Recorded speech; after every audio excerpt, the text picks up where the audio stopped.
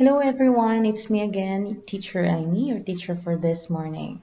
So as usual, before we're gonna start with our lesson, please be with you your textbook as well as your pencil. Okay, I hope now you're having with you your pencil and your textbook. Kindly open it on page 373 to page 378. Use probability models.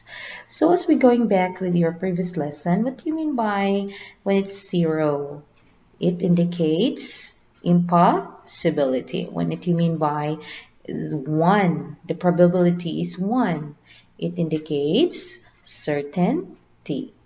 So our objectives: develop a probability model, use probability model to evaluate the situation, and use a probability to make an estimate.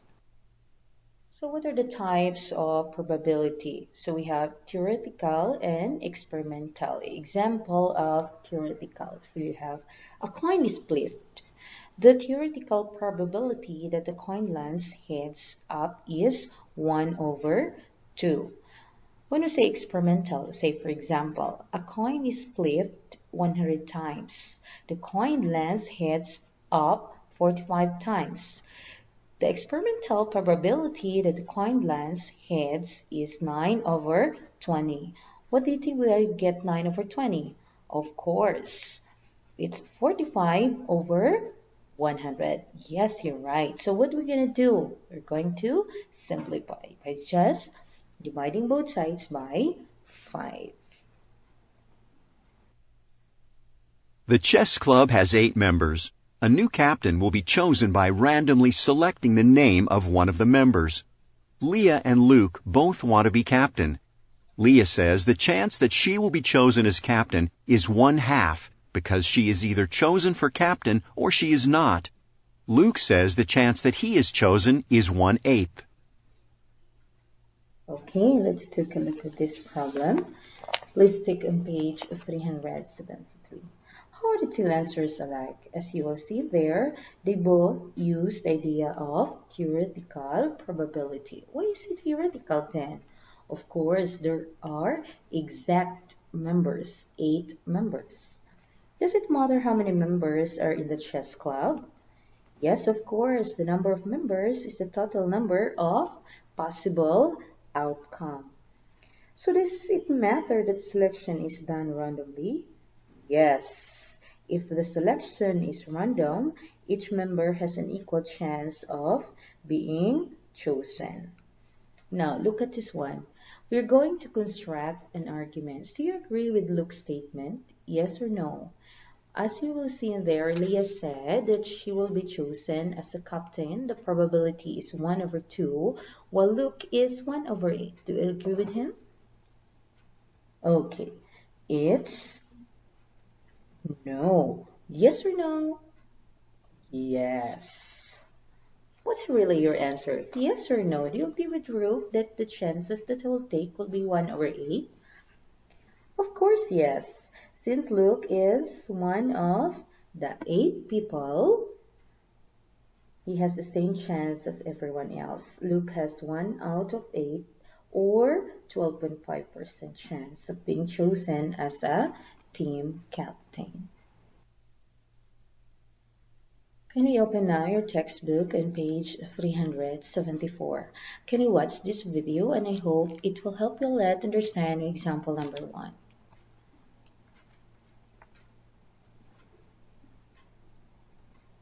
How can you use a model to find the probability of an event? Think about this question during the lesson. Mr. Campbell has a jar on his desk that contains 10 marbles. At the end of class, each student draws a marble from the jar without looking, notes its color, and then puts it back in the jar. If a student draws the red marble, the student gets a pass on that day's homework. How can the students determine the probability of drawing the red marble? Models are useful to solve problems in probability. How can you use a model to help you predict what color marble will be drawn? Develop a probability model based on theoretical probability. A probability model consists of the sample space and events within the sample space and their probabilities. A sample space is the set of all possible outcomes. How many equally likely outcomes are there when a marble is drawn from the jar? The jar contains 10 marbles. So when a marble is drawn, there are 10 possible outcomes. Here is one way to represent the sample space. The letters represent the colors of the marbles. R represents a red marble, G represents a green marble, and P represents a purple marble. We have 3 possible events: drawing a red marble, drawing a green marble, or drawing a purple marble. The probability of each event is equal to the number of marbles of the color, divided by the total number of marbles, 10. The students in Mr. Campbell's class can use a probability model to determine that the probability of drawing the red marble is 1/10. Now you know how to use a model to find the probability of an event. So I hope you understand example number 1 before we're going to answer this right. So as a recap, you have a probability model consists of a sample space and the events within the sample space under probabilities. Okay, let's try to answer. Try it number 1. You will see there, Mr. Campbell tries that too many students are getting a pass on homework. He adds 10 yellow marbles to jar. Tell whether each part of the probability models does or does not change. So, looking back at problem number 1, how many marbles are there already? So there are 10. So if he will add 10 more, does it make the probability model change or does not? Okay, so the sample space does or does not. So you will have does. Each event within the sample space blank change. Since it's already 10 and Mr. Campbell added 10 more, it changes or not? Yes, does not change. Each event within the sample space does not change. So the probability each event does change. Okay, the sample space does not change, but the probability of each event does change now. So the new probability of drawing a red marble will be, how many reds are there? It's only 1, but the new event, we have 10 plus 10, so you will get 20. Ms. Stillman has a marble jar, but students do not know the number of marbles or their colors. Each of 30 students draws a marble, notes its color, and then puts it back in the jar. Based on the results shown in the table, what can the students conclude about the probability of drawing a red marble? Okay, what is being asked by the problem? You will have, what can students conclude about the probability of drawing a red marble? As you will see in there, red marbles 4, blue 11, green and 15. So, as we all know that the probability depends on the number of possible outcomes, right? So if we can have the sample space, so what are the colors then? You have, so S is equals to red, blue, and green. The question is asking for list the 3 possible events under experimental probabilities. So we'll have, okay, so how many all marbles all in all there? Okay, event all over. We know that the probability is all over the event, right? Event or outcome? Okay, it's outcome. Yeah, so you will say red, it's 4. How many all marbles are there? So you have 30. How about this one? Blue marble. So you have 11 over 30. How about the green marbles? You have 15 over 30. Is it easy? So what is the conclusion of drawing the red marbles then? You have Miss Stillman students can conclude that the probability of drawing red marble is about 13.1/3%. Again, how did we get 13.1/3%? By simply dividing 4 over 30. You will have a decimal of 0.133. Converting that 1 to percent by just multiplying 100, so you will get 13.1/3%. Okay, hold on there. There's still more. We still have example number 3. I hope you understand example number 1 and example number 2. So let's go back to this problem in example number 3. Ms. Tillman tells her students that the jar contains 100 marbles. Based on the table of marble colors, after 60 draws, about how many marbles of each color are in the jar? So, why is the table different from the table in example number 2?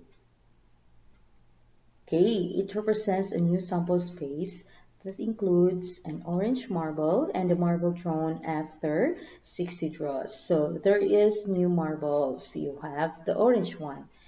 So based on the table, about half of the marbles are what color? You have 7, 20, 1, and 32.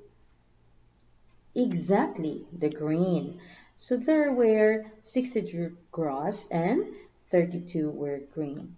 Why is this made for greater than the half the marbles? The estimate uses the actual number of green marbles drawn, 32, which increases the estimate. So take a look at this one. The probability of drawing red marbles, you will see it's 7 over 60. Why 60? Because 60 draws, right? So how about this one, blue? Yes, it's 20 over 60. Now, an orange one will just get 1 over 60. And the green marbles, you will have 32 over 60. Now, the estimated number of marbles in the jar are the following. You have, if drawing a red marble, if the probability is 7 over 60, so what is the best estimate? So you'll have 11.6. How did we get this one? By just simply multiplying this one, both sides by 100, right? So if we're going to multiply both sides by 100, you will arrive at 11.6 or about 12 red marbles. The same with this one in the blue one. What number are you going to multiply both sides? You'll multiply both sides by 100. Where did we get 100? Of course, from the problem itself, this one here.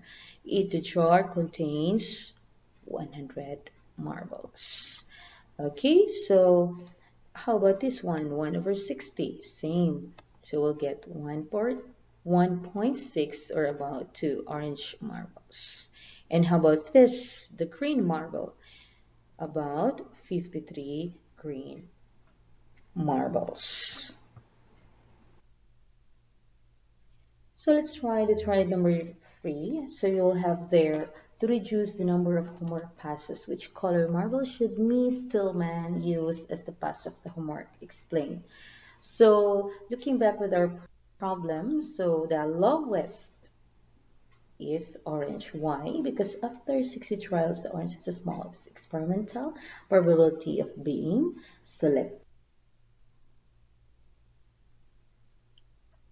So as a generalization of our lesson, a probability model can help you evaluate a chance process and its outcome, right? So for rolling a number of cubes labeled 1 to 6, the sample space are 1, 2, 3, 4, 5, 6, right? How many faces are there in a cube? There is 6. So each corresponds to one number, each of that face, 1 up to 6. So the probability of getting 1 is 1 over 6, P of 2, 1 over 6, P of 3, 1 over 6, P of 4, 1 over 6, P of 5, 1 over 6, and P of 6, 1 over 6.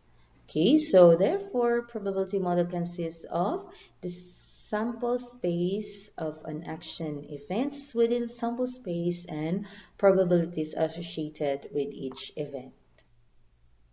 Okay, let's continue. Kindly open your textbook on page 378. Kindly read with me question number 1. How can a model be used to find the probability of an event? Yes, a probability model identifies the sample space, events within the sample space, and the probabilities of each event. The model can be analyzed to find the probability of any particular outcomes in the sample set. Let's move on to question number 2 and question number 3. Okay, please read it with you. Okay, the answer is number 2. We have the sample space includes all possible outcomes, and the sum of the probabilities of all outcomes should be equal to 1. Why is it should be equal to 1? Of course, to have a certainty. Question number 3, what do you think is the answer? Yes, you have. Using relative frequency of actual results to develop a probability model allows you to see the experimental probabilities of each event and compare them or use them to make an estimate about an unknown part of the situation. Okay, are you still with me? Are you sure? Let's proceed to number 4. If you're still with me, kindly hold your eyes, please. Yes, I know you're there. Okay, let's take a look with this spinner one on the right. You have, what are the numbers there? You have 1, 2, 3, 4, 5. So what is the sample space then? It's easy, right? Yes, you're correct. How about this one? The probability of 1. You have 1 over 5. How about the other one? Of course, as you can see, they have all almost the same probability. Why? Why do you think you have almost the same 1 over 5 all? Of course, there is only one number each of the spinner have. Let's move on to question number 5. This is a problem. What is the problem all about? It's all about the fruit and the number of pieces of fruit. Okay. Are there at least 20 pieces of fruit in the basket? So you don't know how many pieces of fruit there are, yeah? So there might be 1 apple, 1 orange, and 1 pear in the basket. Or there might be other types of fruit that were not selected. So based on the results shown in the table, what can students conclude about the probability of selecting an apple? I will give you 5 seconds to think. Do we have the same answer? The answer is 5 over 20. Why 20? Each of the 20 students in his class selects 1 fruit from the basket. So over 20. 5 over 20, which is 25%. How did we get 25%? By just simply dividing 5 over 20. Convert the 20%, so you will have 25%. Okay, so I hope the first 5 problems help you develop a probability model, as we are going to evaluate now probability. So about how many marbles of each color in the bag if there are 60 total marbles. So you have 27 green, 21 blue, and 12 white. So how do you think we get this answer? I hope you have the same solution as mine. So you have green apples, the probability is 18 over 40. So how many draws? 60. So you'll have is equals to x over 60. Multiply both sides by 60, so you'll arrive at 27. So green apples, 27. So can you do it by your own now? The rest of the apples, you have the blue and the white. Yes, I know you can do it. So you have the blue apples, probability 14 over 40 is equals to x over 60. So same, multiply both sides by 60. So you will arrive at 21. How about the white apples? You will have 8 over 40 is equals to x over 60. So X is equals to 12. Okay, I hope you're still with me again. Let's proceed and continue page 377. So Morris spins the pointer of the spinner shown at the right. What is the sample space of the probability model? So you'll have A, Y, 3, and 5. What is the probability of each event in the sample space? So you will have, how many are there? 1, 2, 3, 4. So all the time it's over 4. So how many A's? Only 1. And P of Y, same. Each of them has only 1. So they have exactly the same answer. Okay, how about if there are two spinners now shown on the right? Find the probability of each possible sum. So in the right and on the left, so you have 3, 4, and 2, 3, 4, 5. So the probability of the sum of 2, so you'll have 1 over 6. And sum of 3, you have 2 over 6. Reducing that one, you will get 1 over 3. The same with the sum of 4, you will have 2 over 6. And reducing that one, or you will have 1 over 3. Sum of 5, you have 1 over 6. Take a look at this problem 9. An arts and crafts store has a crate that contains wood, glass, and brass beads. So write a probability model for choosing a bead. So how many beads are there? You have the glass, the wood, and the brass. The answer would be exactly, you're right. You have the probability of glass is 60 over 30. So a chance will be 20%, and the wood is 32% and 48%. How did we get this percentage again? Just simply divide each of them, then convert that one to percent. Yes, you're right. So how about number 2? Yes, you have 90, 144, and about 216 brass beads. How did we get these answers? I hope you have the same solution as mine. We have 60 over 300 equals x over 450. Multiplying both sides by 450, so you will get exactly as 90 glass beads. And how about this one? 96 over 300, again, it's equals to x over 450. So multiply both sides by 450, so you will have 144. Now, how about this one? The brass beads. Yeah, the probability is 144 over 30, right? So equals x over 450. So multiplying both sides by 450. Okay, I'll show it. Where is it? So you'll have multiply it here by 450. So you're gonna cancel this one, right? The 450. So you have 450 times 144 over 300. So you will have 216. Number 10.